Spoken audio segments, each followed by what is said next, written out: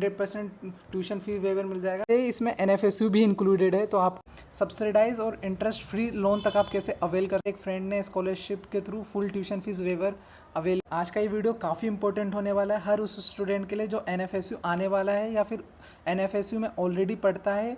सो आज के इस वीडियो में मैं NFSU में अवेलेबल और NFSU के थ्रू अप्लाई की जाने वाली स्कॉलरशिप्स को कवर करूंगा और ये बताऊंगा कि कैसे मेरे एक फ्रेंड ने स्कॉलरशिप के through full tuition fees waiver available की। आल्सो मैंने भी कैसे स्कॉलरशिप के लिए अप्लाई किया है। एंड जस्ट सपोज़ अगर आपको किसी भी टाइप का स्कॉलरशिप नहीं मिल रहा तो आप कैसे एजुकेशन लोन के लिए अप्लाई कर सकते हो। ना केवल एजुकेशन लोन के लिए अप्लाई कर सकते हो, आल्सो सब्सिडाइज और इंटरेस्ट फ्री लोन तक आप कैसे अवेल कर सकते हो। सो इस वीडियो में मैं ये कवर करने वाला हूँ। एंड वो सब तो ठीक है, आप सब सोच रहे हो कि ये क्या चीज़ है भैया। सो इस वीडियो में मैं ये भी बताने वाला हूँ कि आप 12,400 स्टाइपेंड पर मंथ वो भी कैसे ले सकते हो। ये स्टाइपेंड हर स्टूडेंट के लिए नहीं होने वाला है, कुछ सिलेक्टेड स्टूडेंट और टर्म एंड कंडीशंस है वो है, तो वो भी मैं बताऊंगा कि आप वो कैसे अवेल कर सकते हो।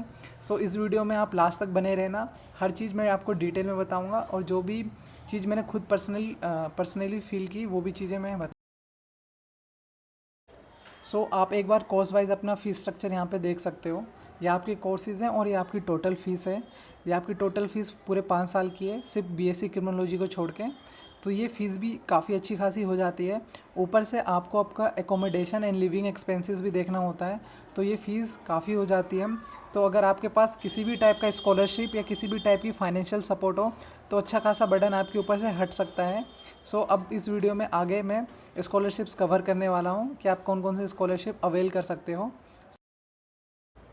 सो स्कॉलरशिप्स आपकी दो होने वाली हैं, एक होगी आपकी external by the state and the central government and the second one the institute based, जिसमें NFSU आपको स्कॉलरशिप प्रोवाइड करेगा। So to be honest institute based scholarship बहुत ज़्यादा लिमिटेड है या फिर है ही नहीं।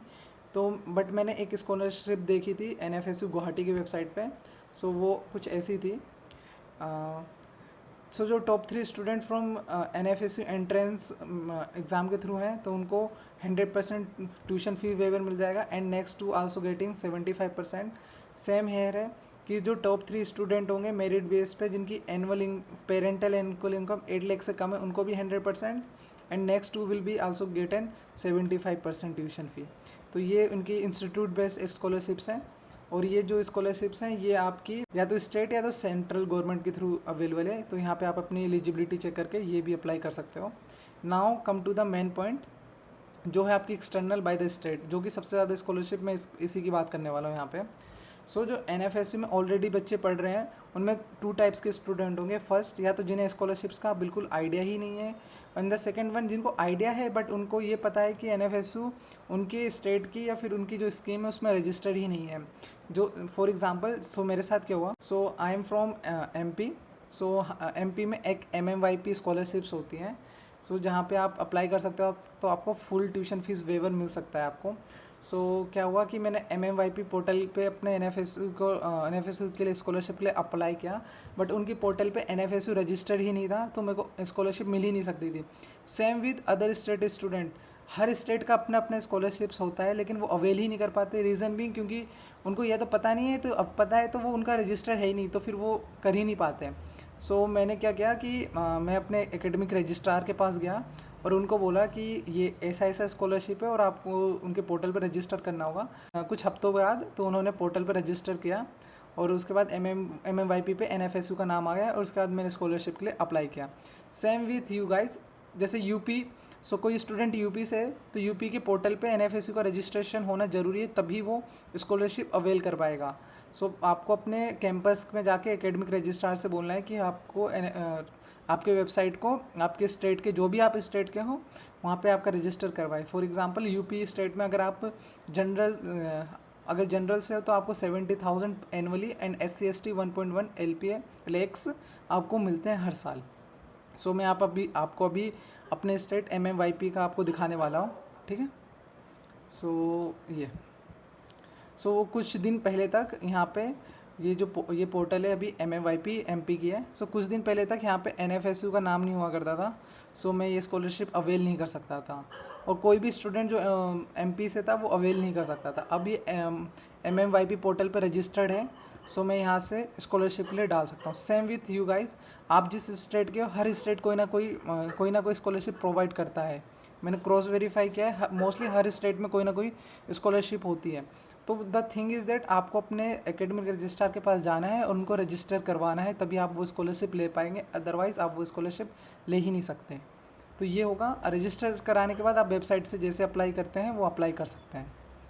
एक आल्सो आप NSP पोर्टल होता है, NSP होता है नेशनल स्कॉलरशिप पोर्टल, आप यहाँ से भी सेंट्रल के कुछ स्कॉलरशिप हैं जिसके लिए आप एलिजिबल हैं, आप उसके लिए भी यहाँ से डाल सकते हैं। ओके, अब ये बात होगी स्कॉलरशिप्स की, बट जस्ट सपोज़ अगर कोई स्टूडेंट ऐसा है कि जिसको स्कॉलरशिप नहीं मिल रही है या फिर टाइम लग रहा है रजिस्ट्रेशन होने के लिए, तो और अभी उसके पास पैसे नहीं है, तो क्या करना चाहिए? तो द बेस्ट थिंग इज़ कि वो अभी एजुकेशन लोन करा ले। So now talking about education loan. So किसी भी टाइप के एजुकेशन लोन के लिए आपको विद्या लक्ष्मी पोर्टल है, वहाँ पे आपको अप्लाई करना होता है, और वहाँ पे एक स्कीम है कुछ सिलेक्टेड इंस्टीट्यूट्स की जिसमें NFSU है, और वहाँ पे आपको कम इंटरेस्ट रेट और लेस डॉक्यूमेंट पे आपको वो एजुकेशन लोन मिल जाता है। सो आपको भी मैं विद्या लक्ष्मी पोर्टल पे ले जाता हूँ और वो स्कीम दिखाता हूँ। सो ये विद्या लक्ष्मी पोर्टल पे मैं आ गया हूँ, ऑलरेडी लॉगिन है। सो यहाँ पे ये स्कीम है, इसको आप देख लीजिए। यहाँ पे 860 सिलेक्टेड इंस्टीट्यूट्स हैं जिनको इस इंटरेस्ट रेट के बीच में एजुकेशन लोन मिल सकता है, और आपको बहुत कम डॉक्यूमेंट्स में, इवन आपके पास अगर इनकम टैक्स रिटर्न नहीं है तब भी आप इसके लिए अप्लाई कर सकते हो। सो ये हो गया आपका। लेकिन भैया आप बता रहे थे कम इससे सब्सिडाइज और जीरो इंटरेस्ट रेट पे भी हमें स्कॉलरशिप मिल सकता है, वो हाँ, वो इसी स्कीम के अंडर कवर है, वो मैं आपको अभी दिखा देता हूँ। सो वो स्कीम ये है कि अगर आपकी फैमिली इनकम 4.5 LPA से कम है, सो आप 100% आप इंटरेस्ट फ्री लोन ले सकते हो। यहाँ 100% इंटरेस्ट फ्री लोन है टेक्निकल और प्रोफेशनल कोर्सेज़ के लिए।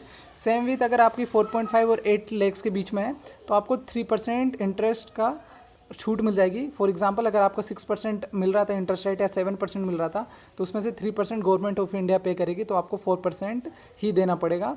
और अगर आपकी 4.5 लाख से कम है तो 100% आपको कोई भी इंटरेस्ट रेट पे नहीं करना होगा।